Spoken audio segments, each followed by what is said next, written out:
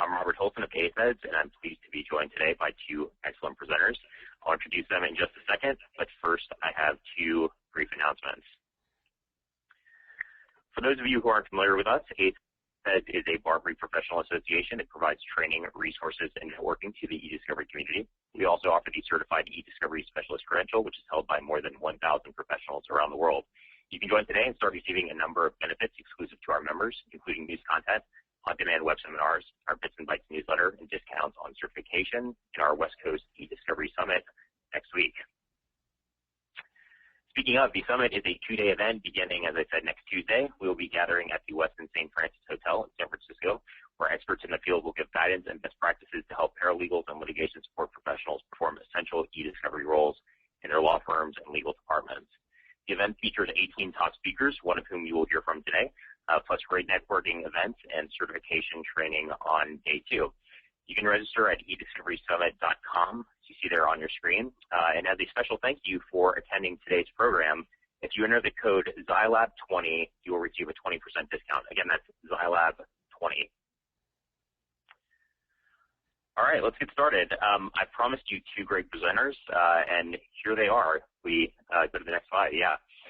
Nick Patience is an independent eDiscovery and information governance consultant, the co-founder and research director of the 451 Group. He runs his own consulting business that focuses on tech industry analysis and influencer relations, product marketing and positioning, and market analysis and competitive intelligence. He has more than 20 years of experience in the technology industry in the U.S. and Europe, and most recently served as the Director of Market Development and Influencer Relations for Recommind. Nick, it's a pleasure to have you here. Thanks a lot for joining us. Thanks, Robert. Pleasure to be here. Nick is joined by Mary Mack, Enterprise Technology Counsel for ZyLAB, an attorney and strategic advisor for some of the largest product liability class actions, internal and government investigations, and antitrust and IP disputes. Mary's clients include the largest law firms, pharmaceutical companies, and insurance companies in the world. She's a member of the Illinois Bar in the ABA section on litigation, and is one of the leading speakers and authors on electronic discovery issues, technology, and law. She's co-author of the popular book, A Process of Illumination, Practical Guide to Electronic Discovery, and is going to present next week at the AFEDS event that I mentioned in San Francisco. Mary, it's good to have you back. Thanks a lot for being here. Thanks very much for having us. I'm delighted to have Nick speak with us. He's been a keen observer of the eDiscovery space for years, and delighted to bring his insights to us. We're very happy to have him on as well. And Mary, I'm going to turn it over to you and Nick in a second. I just want to remind our audience, before we begin, that we encourage your questions throughout the presentation. If you just type them into the questions pane that you see on the right of your screen, that's the best way to get them to us. So again, Nick and Mary, it's really a pleasure, and I'll turn it over to you guys. Great. Thanks very much, Robert. So we're talking about the practical considerations when buying eDiscovery software, and I'm going to go over 7 key issues that we think would be good for you to understand.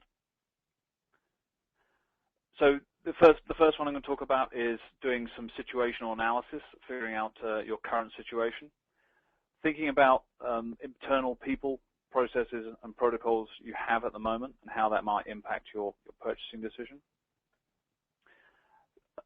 Figuring out how to analyze the scope of the system that you're looking for, and very importantly, the delivery model that is appropriate for you and your situation. Then I'm going to look a little bit about how to assess the vendor that or the vendors that you're thinking of, and what kind of things you need to look at there. How to assess the product offerings of those vendors, and then some consideration about the various pricing models.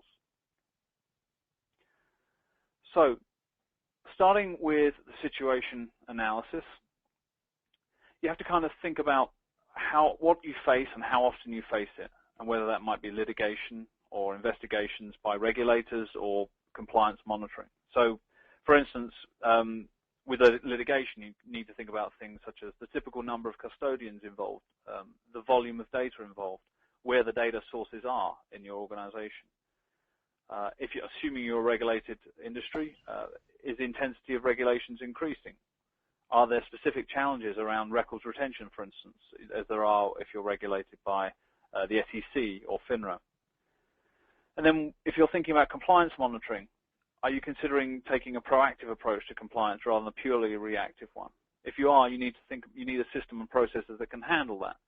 These systems are all, sometimes underneath technically quite similar, but the way the user interfaces and the applications at the user level work can be quite different, so you have to bear that in mind. Think about how these things are handled currently, what internal resources you have, and whether you involve outside counsel. So in terms of the internal resources, what senior lawyers and less senior lawyers do you have? Do you have your own litigation support people? How big and how advanced is your IT department? Those kind of things. That can be a fairly straightforward assessment to do, I think, but it's a very important one to do, and that can reveal quite a lot for you. And if you use outside counsel, is it something you want to do more of, the same amount, or less of as you go forward? And then, of course, the very important one, subject of money. Have you secured it already? What's the source? Have you done an ROI study? Are they needed? And maybe an RFI and RFP might actually be a good idea to do before you've actually got the budget. You may want to send one out to test the water to see how much this is going to cost. And I'd say overall with this, what's on this slide in terms of situational analysis, if you don't know the answers to these questions, you really need to go back and find them out before you go any further. So moving on to the people, protocol, and processes internal to you. Think about who's on the team. So generally speaking, legal and IT must be involved. And there may be potentially others, including human resources and maybe a risk department if you have it. If you work in, say, financial services or insurance, you may well do. You need to you understand who the budget owner is and who the use case owner is, and the fact that those two people may be different. And then what kind of sponsorship do you have, and what level? Can that person bridge legal and IT and the business line? And if not, who can? External resources, outside counsel again. That may differ whether you're dealing with litigation, where you may have, quite often have outside counsel involved, to regulatory investigations, where it may be less involved, to compliance monitoring, where it may not be involved at all. Again, you have to figure that out. And do you use outsiders for litigation support? Many companies do, but sometimes you have your own resources. And how do you currently handle these key phases of eDiscovery? We're going to look at those a little bit more depth in a second, but the collection phase, the ETA phase, the review phase. So for instance, with review, do you need manual review as part of this this purchasing decision you're making or not? And how do you handle production? Just looking at the scope of the system, many organizations have a kind of general preference for end-to-end or best of breed. In eDiscovery, it's quite simple to actually ascertain what end-to-end means. It's not always the case in all software purchasing, but it is, and we'll show you why in a second. But you may have a preference for plugging together best of breed solutions if you've got a strong IT department who can handle that. But who decides that? Is it you? Is it the sponsor? You need to figure that out. Because obviously, if you're going into this situation and you're going to butt up against the corporate standard of purchasing, maybe one or the other, then you need to understand that before you get into it. You may want an end-to-end solution, but it may not be the way that things are done there. And so, are you thinking about doing the entire eDiscovery solution in-house, or is it just part? And if it's just part, then you need to understand which part. And then the model of delivery, and this is very important, whether you're thinking about on-demand, on-premises, or on-command, and I'm going to go through those in detail to explain what I mean, but that can make quite a lot of difference to the choice you make. Many of you will be familiar with the electronic discovery reference model, and it is no oversimplified diagram, but it's a very good starting point.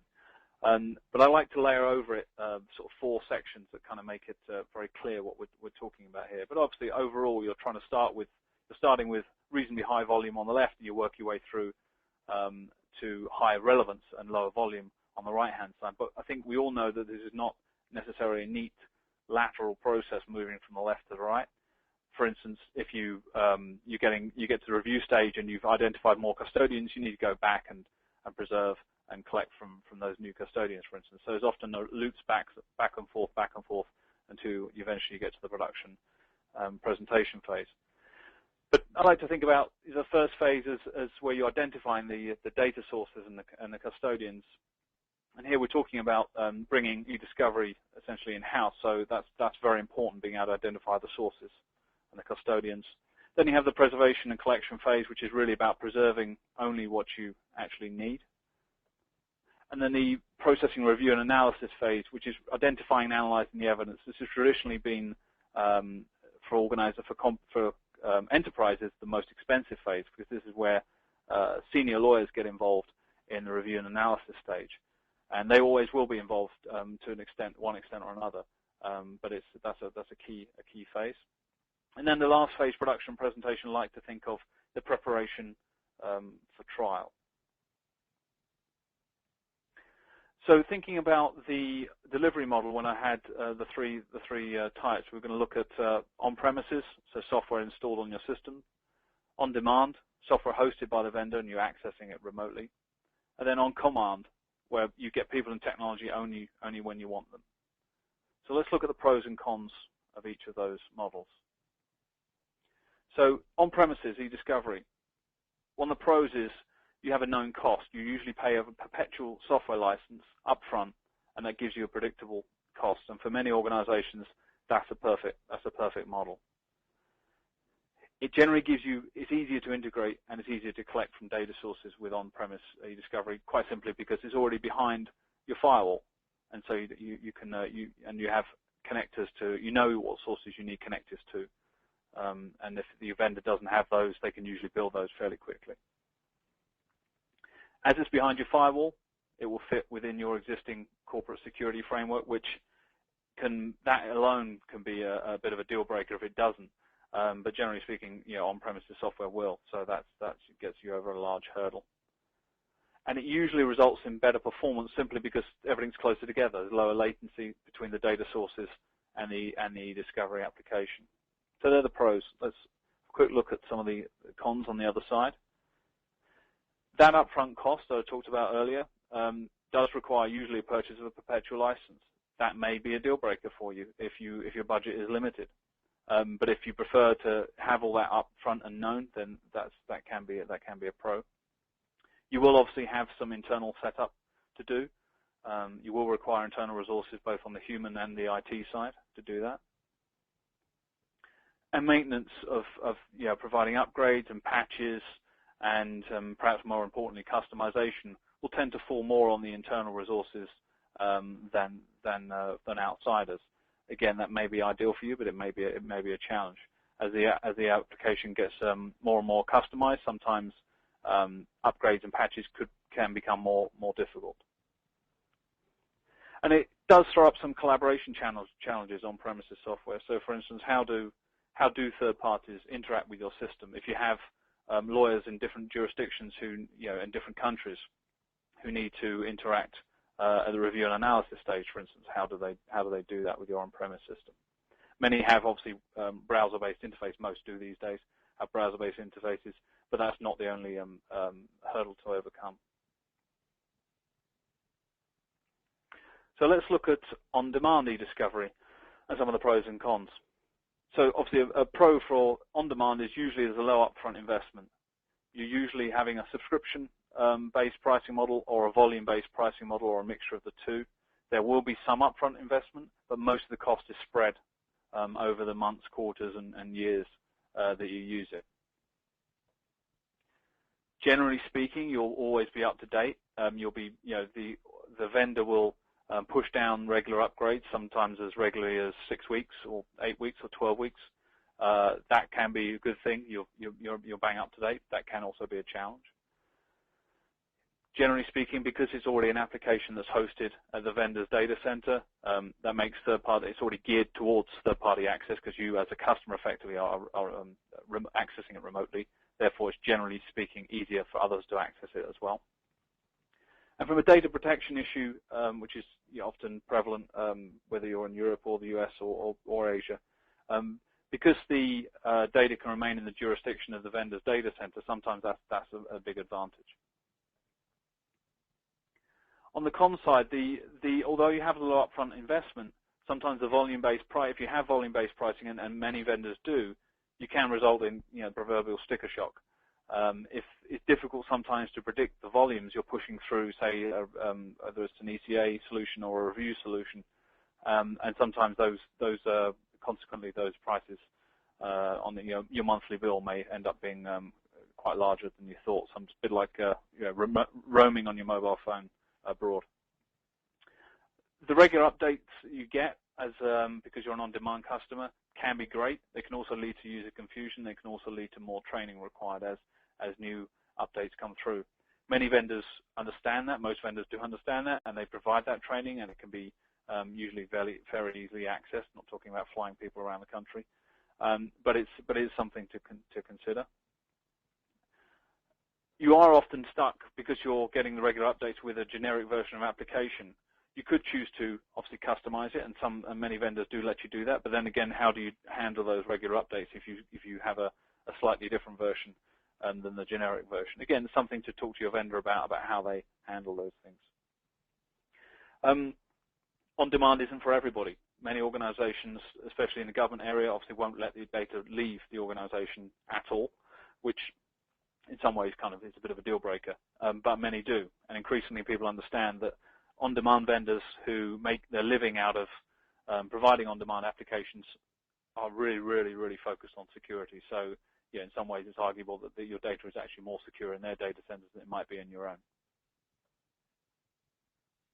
Let's have a look at onCommand eDiscovery. So obviously the pro here, and we're talking here about having people and technology address your eDiscovery challenge when and where you want it, kind of SWAT team approach.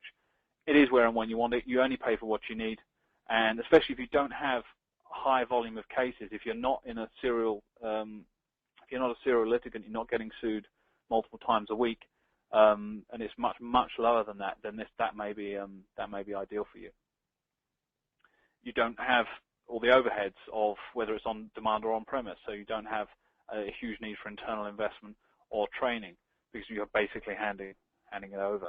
You don't have long-term commitments subsequently. You don't have contracts or usually volume constraints. There may be. Again, this is where you need to check the pricing and the contracts depending on how it's offered. And you can get up and running quickly. You can get an early assessment of your case usually within hours of starting, and that can be very important, both from a legal point of view, whether you're making the decision whether to fight or settle, but obviously also from a cost point of view. On the flip side, some of the cons of onCommand is if you do have very large volume, can the vendor cope with that? Can they cope with the volume of data and the volume of cases or the volume of investigations if that's what you're dealing with? You are handing over the process to a third party, so you're not necessarily having a great deal of internal learning from this. So does that lack of institutional knowledge, is that a problem for you? Again, if you're not a serial litigant, it may not be. If you are in an industry where litigation is almost part of doing business, then that may be a bit more of a challenge for you. And sometimes the vendor will have tools of their own or that they license from third parties or resell that they use, and using others beyond that may not be possible because that's the nature of their business. And often you don't have a particularly clear idea of how much it's going to cost you up front because you're bringing in people to do that assessment essentially for you, as well as do the actual eDiscovery process. So they're kind of pros and cons of those three models. You may, depending on what you're doing, have some very specific technical considerations, and this is what I have here is just going to be a list of some of the specific technical considerations you may not have thought of that may or may not apply to you. You may have the need, say, for multilingual support, so Unicode may be important to you.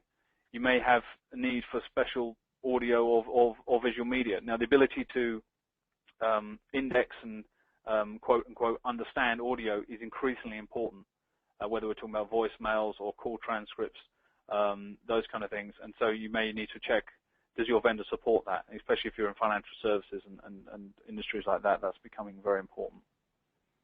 So voicemails, tapes, and call center information. Specific drawings, schematics, faxes, again, specific kinds of visual media that may be relevant to you.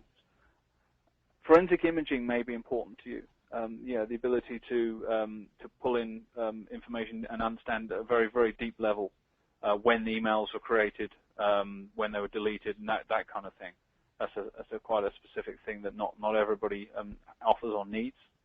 And again, you may need to produce to external parties. Machine learning and computational linguistics is, I wouldn't say becoming the norm yet, but it's certainly something a lot of vendors offer and can be very, very powerful, especially when reducing data volumes for review. Usually it manifests itself quite often as some sort of predictive coding or technology-assisted review solution. And those things are usually built on some deep text analytics and machine learning that can quite often get you to the documents that matter much quicker than manually plowing through or reviewing everything. You don't really, this day and age, I would argue, you don't have to review everything. There are technologies around that can get to what you need much faster. You may have, because of the nature of the market in which you operate, maybe in government especially, you may have the need for repetitive production. So it's just another thing to think about. Again, these things are not applicable to everybody. They apply to some and not others.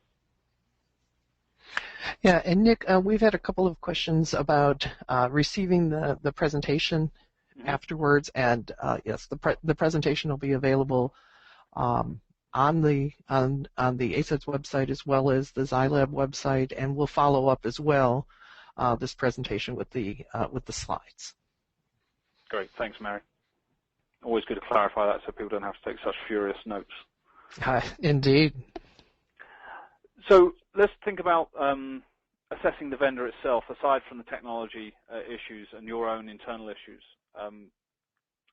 So obviously you want to know how much eDiscovery experience this vendor has. So some are new to this business, many are not, but some may have only been doing this a couple of years. They may come from an adjacent space and think, oh, that eDiscovery, that sounds like a good business to be into. Having been in this business for more than a decade in eDiscovery myself, it's not something you can necessarily just drop into. You do need a lot of experience. So ask them for their customer references. Ask if you have access to analysts, analyst companies like Gartner or Forrester or IDC or 451 Group, then ask the analysts. And also look at the reports they write. You can get a lot of information from them and ascertain which are the right companies for you. And I would caution you to say, don't necessarily have to go for the biggest or the market leader as an analyst may perceive it to be. Because again, if we look back at some of those technical considerations, such as multilingual or audio support or predictive coding or something like that, that may be more important to you. So as long as they have decent references and decent, from customers and analysts, I would, the size doesn't necessarily matter, but the experience is pretty key. Think about I'm trying to understand from the vendor who's on the sales team. Demand to know who these people are, because it is important. And understand, some of the things that they can do and they can do well. So what's the structure they have? What's it between, and how's the interaction between the sales team, the project managers, the case analysts, the data analysts? Who will you be dealing with pre-signing the contract and post-signing the contract? If you're, how experienced are the project managers? If you're in a kind of on-demand situation or on-command situation, that's very important. Even down to, some sort of trying to ascertain how long these people have been at the company and what the typical turnover is. If you're dealing with on-premise software, that's not quite so important, but who's on the sales team and who's going to handle you afterwards in terms of support is very important. Are the people you're dealing with eDiscovery experts, or are they, do they have to immediately handle you off to somebody who is? These are all things to think about when assessing the vendor. And in terms of without getting deep into the technology itself, but in terms of the history and the future of the product, is it their own technology or is it a roll-up? Think about some of the things they may have innovated, and think about the roadmap. And if you're interested in the software development methodology, then ask them about it. I think you probably should do. For instance, if they deal with a software have a methodology that only results in upgrades every 18 months versus upgrades every 3 months, that may be an issue. So ask them if their methodology facilitates fairly regular upgrades. You don't want it every week, but you don't want it once every 2 or 3 years either. I mean, generally speaking, you want to understand, does the product do what it is that you need it to do? So in terms of that, think about how it integrates with what you have already. So you have various systems, various sources of information, email being obviously a main one, but document management systems. Do you deal with proprietary messaging systems like Bloomberg, for instance, or things like that? Is HIPAA an issue for you? Do they understand that and how to protect healthcare specific information? Does it scale, and do they have proof of that? That comes back sometimes to it should have case studies for you, but also customer references and analyst references in terms of scalability. You will hear lots of claims about scalability. Think about not just what the number is, but is that number relevant to you? Is it in terms of data throughput? Is it in terms of how many servers it requires, et cetera, et cetera. Especially when you're thinking about on-premise software, it's very important that you understand whether that scalability number given to you is actually relevant to you. If it isn't, ask for one that is. How user-friendly is it to lawyers and administrators? Really, you have to try it to find out. But it's very important because you may not be a lawyer yourself, but if the partner, if you're at a law firm, but if you're an enterprise, the senior lawyer, the GC, the assistant GC, if they don't like it, that may not be very good for you. If they do like it, they may be pushing one particular solution at you and saying, we need this one. Think about how accurate the review application is, for instance. That's pretty important because, as I say earlier, that can be a very expensive part of the process if you're doing purely manual processes at the review stage, but rather than using technology to get more quickly to the documents that actually matter. Think about the EDRM scope. I've talked about the integration as well. In terms of that performance, some of the things are the data throughput. That's especially at the early stage of the EDRM. So what people often say, the preservation, the collection, the early case assessment phase. You may be only looking for something at that part of the eDiscovery process. A lot of companies do, and sometimes they let law firms handle the right-hand side. But data throughput there can be very, very important. If you're thinking more on the right-hand side, then what they call doc-to-doc review speed. So literally as how fast the documents flip. So how many a minute can they do? Can they do 60 a minute, 70 a minute, 80 a minute? Humans can only handle so much, but if the software is slowing them down, that can be very frustrating. In terms of pricing considerations, it can make a lot of difference to the actual cost, whether you're dealing with volume subscription or perpetual licenses. There's often, even if you are dealing with, say, a subscription license or a perpetual, there sometimes is volume as well on top of that. If it's purely volume, and you are heavy in a litigious industry, that can be a challenge. Perpetual license may make a lot more sense for you. So you need to understand: are they talking about pricing it to me based on the volume or on the cores, chips in the machines, the servers, the number of users? What kind of users are we talking about? Are they reviewers? Do they include lit support? Do they include the administrators? Do we get a discount if we buy the production version and we need quality assurance or disaster recovery licenses? Do we pay the same for those as we pay for the production ones? And what about if we have deployments required in multiple geographies or multiple data centers? So if your data centers are around the US, or if for jurisdictional issues we need to have a data center and a deployment in Europe and a deployment in the US, how much are we paying for those multiple deployments after the first one? It's very important to understand those things.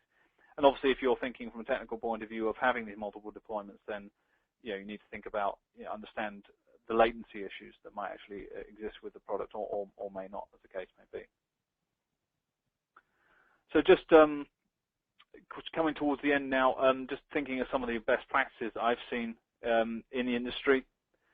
It may be a bit mother and apple pie here, but IT and legal must work together from the beginning. When I was an analyst, sometimes the only time that IT and legal have met each other was when they both came to meet me at the same time, and it doesn't really work like that.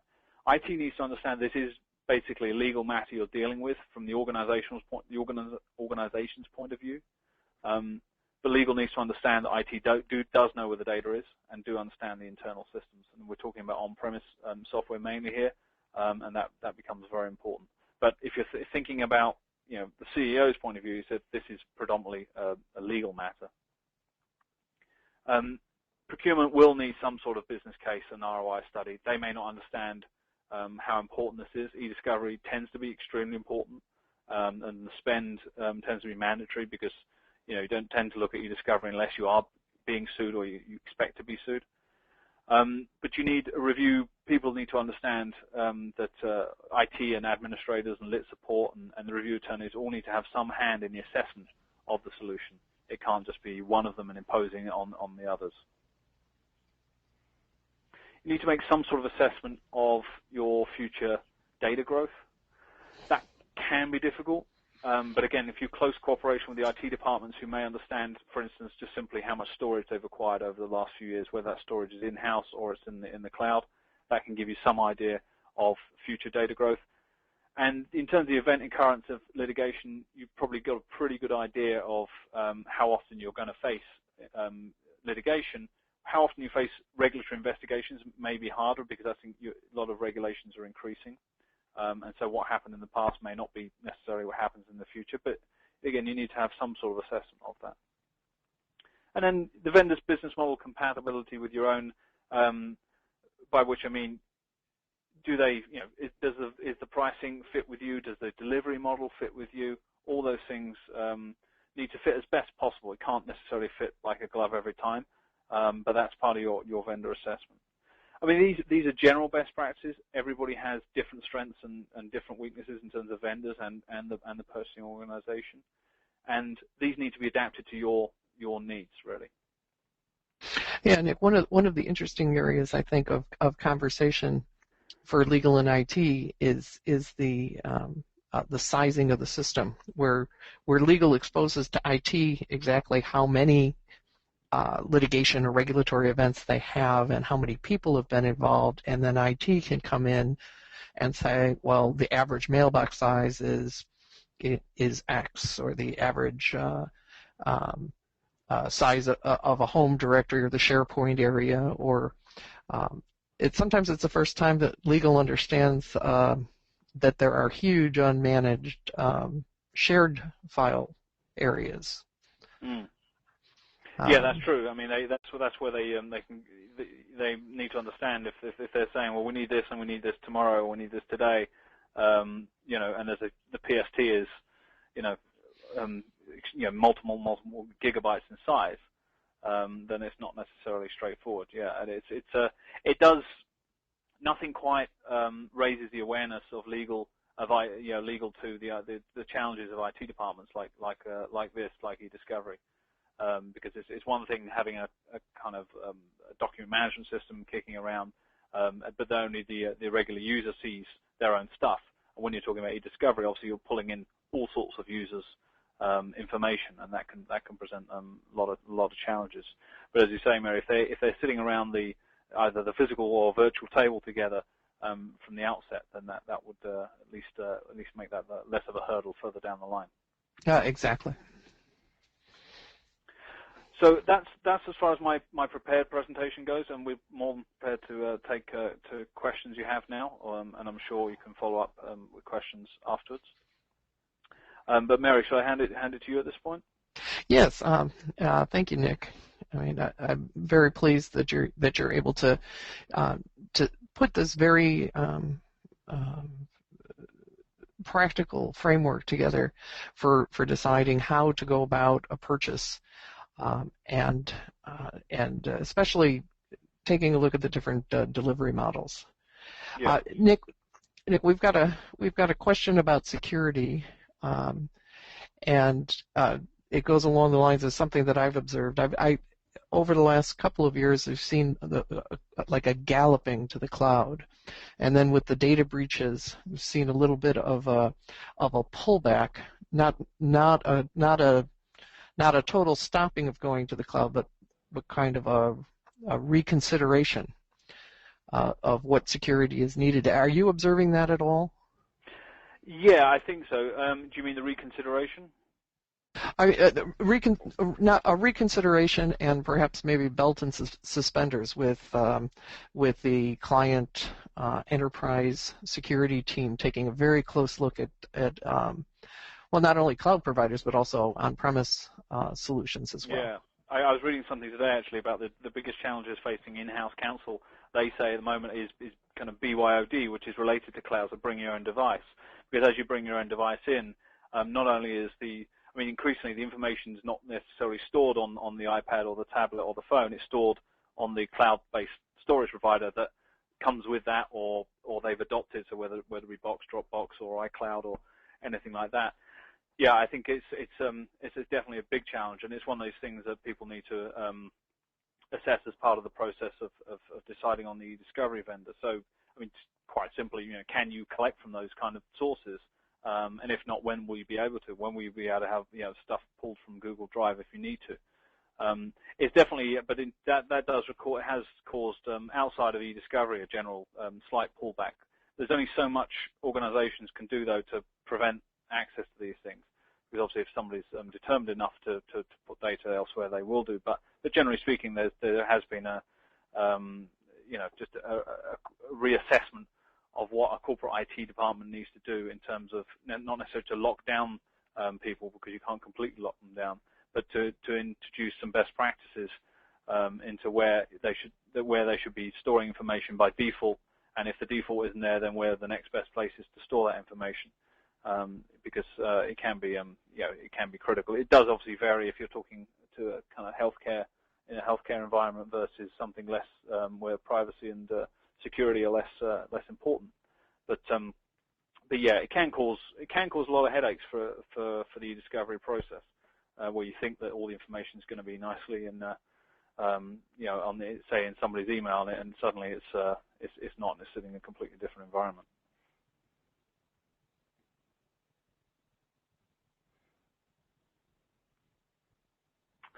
Any other questions?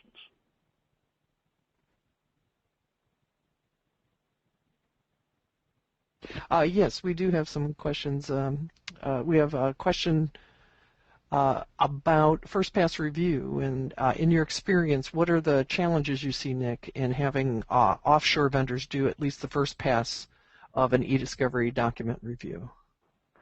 I guess the challenges are both kind of organizational and technical. From the organizational point of view, they may not know your business particularly well, and so they need to be brought up to speed as to understand, even in the first pass review, what may be relevant, because obviously the danger is overlooking stuff that may seem completely trivial, which actually may end up being central, or at least an important part of the case. The second one, I guess, is technical, is getting the information together, and often that's not quite such a big challenge, because you've got to do that. The whole point of first pass review is to just chuck everything at the person who's doing it, or the people that are doing it, and then have them go through the information. So I think it's more of an organizational challenge in terms of educating them as to what might be relevant. If you can do that with your regular outside counsel, or you can do it internally, it's usually more efficient. Interesting. And Nick, I have a couple questions about two areas that don't get examined very often during a scoping exercise.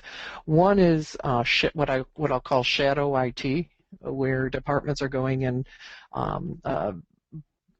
buying their own point solutions to do all sorts of different things. And then the other is the marketing department, which, from what I've seen, is got a huge budget, and I think is close to IT budget in terms of technology purchases. So yeah, it's. I think they're very closely linked, aren't you? Because the marketing department itself can be one of the biggest purchasers of shadow IT. this is obviously where the IT department and legal and the other, I mean, one point I did have on the slides here, and the business lines need to be involved. And the business lines there depend on what you do for a living. But you know, they could be, you know, marketing could definitely be one of those. And so if you, again, it depends on how you situate yourself to the world. If you're selling consumer packaged goods, then you're going to be much more aware of the marketing department's IT spend perhaps than you are if you're sort of some sort of, you know, insurance claims outsourcing company or something like that, where you know, the people who, you don't have a very large presence to the outside world and you do a lot of internal stuff, so your marketing is more B2B and less prevalent. But in terms of the shadow IT, I think that's again the kind of BYOD maybe manifesting itself in a slightly larger form, where you need to be somewhat aware of what's going on. It really only comes down to doing internal surveys and understanding who's got what and when they've got it on a fairly regular basis, so you're prepared for any litigation events or investigation events. You're not caught completely unaware that there's all these other systems around. I think that's one of these kind of best practices in litigation preparedness, for want of a better phrase. I think to do those kind of surveys and audits on a reasonably regular basis. Interesting. So, Nick, have you seen the EDRM? The EDRM has just put from their metrics project an eDiscovery maturity model assessment tool. I have seen it. I haven't looked at it closely though. Yeah, which is quite interesting, because one of the things that you suggest the organizations do is put together the situation analysis, and that's a free tool at the EDRM metrics website that has a spreadsheet that it's a lot of the analytic questions that you would ask, or conversation starters, as you were talking about getting IT and legal in the room at the same time to be able to share some information. So I think it's an excellent start on a communication vehicle, and it's certainly within the budgets of everybody on the call. So I'd encourage them to go take a look at that. But one of the points it makes is, how mature do you want to be in eDiscovery? Do you have to be totally proactive, or is there a good enough? Do you see organizations struggle with that question? Oh yeah, definitely, all the time. I mean, it's you know, the kind of holy grail of all this is to be completely, you know, have all your information governance solutions in place, so that eDiscovery becomes essentially another boring business process, like closing the books and doing, you know, various accounting stuff. That's the kind of what you perhaps want to work towards, but not everybody does. But again, if litigation is something that happens to you 4 times a year, perhaps, then it doesn't necessarily need to be, you know, completely have everything indexed and everything crawled and do defensible deletion, and every email's gone after, you know, with, you know, in a defensible period and all that kind of stuff. But I think there's an awful lot of attention, an awful lot more attention should be paid to the early stages of the eDiscovery process, the information management phases, the preservation and collection phases. So you do have a reasonable idea of what your data sources are, and as we were saying earlier, that is getting harder as cloud solutions come on board, and from the consumer world into the business world, and people bring all sorts of devices in. So I think it makes the need for that so much more apparent, and that almost by default everybody is becoming slightly more prepared for eDiscovery than they would have been 5 years ago, because they are so much more aware of, as I say, shadow IT, BYOD, and cloud. So it's not going to necessarily make eDiscovery simpler, because there are so many more data sources, but at least it's making everybody aware that there is a better way to solve this problem than it being a fire drill every single time you're sued. Yeah, and I just want to have a shout out. We have a note here that even Benjamin is on the call. He helped write the eDiscovery maturity model, so he sent us a little note to let us know that he's on the call. So you've done a great service to our community. Nick, in the ASEDS community, we have paralegals, litigation support professionals, attorneys. Who do you see being the drivers of eDiscovery purchase projects? I think, I think the litigation support people are very important in this because they're pretty close to the data. They're pretty close to the sources of information, and they understand, to a reasonable extent, the systems involved. The very senior counsel, can't by definition be that close to it. They have a much more strategic view. So I see those people in lit support being very important. But sort of lower level in the legal department tend to be very, very aware of it as well, and very important. And then depending on the nature of your IT department and the nature of how your legal department, and one thing I do see a lot of is legal departments expanding greatly to include people who wouldn't have been in the legal department before, so compliance managers and not chief risk officers necessarily, but risk officers in certain industries are being pulled into that. And even security, maybe not the chief information security officer, the CISO, but if you have one, but people whose jobs it is to maintain information security are becoming part of a kind of much more expanded legal department than would have been certainly 10 years ago, maybe even 5 years ago. Post the financial problems the world had, people do have at least one benefit of it does make people understand that there's a lot of risk in unmanaged information being kicking around. And so I think it's the legal department that are very important, but what that legal department looks like now is quite different to what it looked like 5 years ago. Yeah, exactly. I've seen so much more emphasis on metrics for measuring efficiencies and in particular in cost reductions. And you just have to look at Casey Flaherty's technology audit, which is about the first wave of technological change, in my view, for the legal department. It's basic word processing and spreadsheets, and how fast can you operate those, and measuring that. So I think certainly the metrics that we're able to generate now with eDiscovery will flow into that cost reduction efficiency model. And along those lines, we're a member of the Information Governance Initiative, and you were talking a little bit about information governance earlier. It used to be that eDiscovery existed a bit in a bubble. You sort of break glass because you're having an emergency, and you take a bucket of data and you pour it in your eDiscovery system, usually off-site. And now what we're seeing here is that there's more integration with internal systems, which is why we're focusing on information governance. What are you seeing in the information governance aspect as regards eDiscovery?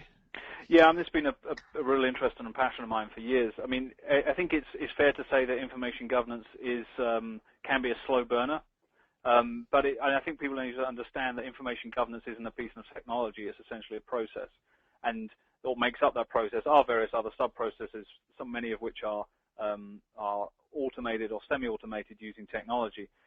Information governance manifests itself in organizations in such mundane matters sometimes as can you automate or you never automate completely. Can you semi-automate the records classification process? Can you pull through, go through emails and documents and ascertain this is definitely a record, this is definitely not, this may be, somebody needs to review it. It's often migration from one defunct email archive to put stuff in SharePoint's Records Manager or something like that. That's all information governance, and defensible deletion, making sure you can getting rid of information you're sure you can get rid of in a defensible way. That's information governance. All these little things are part of it, not one of them. I don't think there's going to be a day when somebody's going to be sitting there. I know in the Information Governance Initiative they talked about as Chief Information Governance Officer. There may well be such people coming along. There's certainly Chief Data Officers coming. Whether they sit there with a dashboard with dials and charts and bar graphs saying, the state of today's state of information governance is green or red, I very, very much doubt it. I think it's going to be more of a policy and process-driven thing, enabled by technologies such as the ones we've been talking about, which one of the purchasing decisions to make, I think, is when you're making eDiscovery purchases decisions, is some of it useful for ongoing information governance projects as well, especially in the early part of eDiscovery. But I think it's eDiscovery, information governance is out there, and it is very closely related to eDiscovery. But it's not. People shouldn't necessarily wait for some grand solution to arrive. I think many of the components are already there. It's a question of understanding. It all has to start. Information governance has to start with kind of processes, and it's a cliche, but people, processes, and policies, and then figure out the technology that you may already have or you may need to buy that will enable to put those things into action. Yeah, exactly. One of the biggest cost savers, I think, in terms of information governance, can start right with eDiscovery, and that's the reuse of work product in an eDiscovery matter. To be able to round trip that evidence that's been produced elsewhere, know where it's been produced, and certainly if it's been reviewed for junk or privilege or repetitive issues, to be able to reuse that. The early stages of eDiscovery, it was sort of, as I said, you pour the data into the system, it comes out of the system. If you have another case, you go and you get another bucket of data and pour it in. And I think certainly serial litigants are learning how to reuse that work product to their advantage. Yeah, I mean that process you described there. That is, could also be called information governance, couldn't it? And I think it's one of these things where we kind of need to get over the kind of definition phase of information governance. The Information Governance Initiative, IGI, has a good definition. I think it's fairly simple to understand. It's not necessarily simple to do. We should understand, move past that phase of scratching our chins and wondering what this thing is, and accept that kind of definition and get on with it, and accept that eDiscovery can be a very, very important part of it. And some of the technologies that people have been using and will use for eDiscovery can be central to successful information governance, which can save you a lot of money. It can also save you a lot of time in court, and could save you legal fees if it's done correctly. And it also can reduce the risk of breaches, because all of those data sets that are at providers or law firms, they can all be gathered up. Many organizations don't yet have an inventory of what that is, and that's one of the things that the ASEDS community can help their lawyers understand. What old information do you have from clients or from old cases that might be able to be sunsetted and destroyed at the right time? Yeah, that's quite. I saw that a lot in my previous software company I worked with in the eDiscovery industry, and that you do see that. That's quite easy, not easy to identify, but it's certainly easy to make a decision on. If the case is over and it's been over for a while, and et cetera, and it's pretty easy to understand whether that stuff can be at least put onto much cheaper storage somewhere else, rather than being sort of kept live. Or run through to see for current holds. Does a subset of it need to be saved, and then the rest of it can go? Certainly the non-responsive material, that type of thing. So, Nick, we had a very interesting question about your background, and so I just wanting to know your bona fides in eDiscovery, and you've certainly been in the industry. I think you said 10 years. It seems to me sure. Seems to me longer, Nick. Yeah, well, yes, we're all getting on with it. It's when I was at 451 Group, which I co-founded 451 Group in late '99 in New York, and one of our clients actually said to me, we had a lot of investment venture capitalists as clients, and one of them said, "I've heard something called eDiscovery. You cover search, text analytics, content management, and those kind of technologies, which I did a lot in those days. And this is 2003. And so this is pre-changes to the Federal Rules of Civil Procedure, which really kick-started in. But I wrote a report on the subject, and I spoke to a lot of the vendors, I think including ZyLAB back in those days, and because ZyLAB was one of the ones that's been around that long and longer. And I got up to speed on that, and then carried on covering it. And obviously, but it was the changes to those civil procedure rules that really which made all electronic information discoverable as opposed to just physical information that really kick-started it. And so we wrote a lot of reports on the eDiscovery market in particular, and I hired people to expand the coverage. And 451's been at the forefront of coverage of that market ever since. And then subsequently leaving 451, I went to run product marketing at a rival to ZyLAB at Recomind, and ran the product marketing there, and also ran influencer relations. So I did a lot of work with the analysts. Having been one for so long, I understood what makes them tick, and so I ran the analyst relations program there. So I've been close to it for many years. I may not be a lawyer like Mary. You need lawyers to understand this, but I come more from the enterprise IT side of it. But I've learned enough about the law to be dangerous. But it's, you play one on TV. Yeah, exactly. But it's the enterprise IT aspects of this that always interest me. The overall challenge of unstructured data management, managing text. After a week, people communicate in words, they don't communicate in numbers, and that's a great thing. That can also be a very dangerous thing, as we found in all sorts of cases where people say things on the phone or write things in email. And for me, the fascinating thing about the eDiscovery challenge has been how can technology analyze that text as quickly as possible in large volumes and do so faster than human beings can. Human beings are always going to be needed there to do quality control and make final sign-offs, but you can do a lot of legwork with technology. And there's all sorts of interesting things people write down they didn't maybe want to write down. But that's my background of coming to it from that side. Yeah, well, you have a wealth of experience, and you've got a very broad view of other technologies that interface with ours that could have impact on our eDiscovery community, and you certainly have seen many organizations go through the process of deciding what to do about eDiscovery, and we're just delighted that you joined us for this session and shared your knowledge. And I'd like to thank everybody who participated and asked some questions on this webinar. I look forward to seeing all of you out in San Francisco, and I'll turn this back over to Robbie. And thanks very much for hosting us at ACEDS. We're delighted to bring these webcasts to the community. Thanks a lot, Mary, and thank you, Nick. This was a really great presentation, and I just want to thank you, too, for the time and work that went into this. It was really well done, as always. Thanks, Robert. It's been a pleasure. And I want to thank our audience as well. Thank you to everyone who stuck around. We had a really nice crowd. You will receive, if you haven't already, a link to a survey when you log out.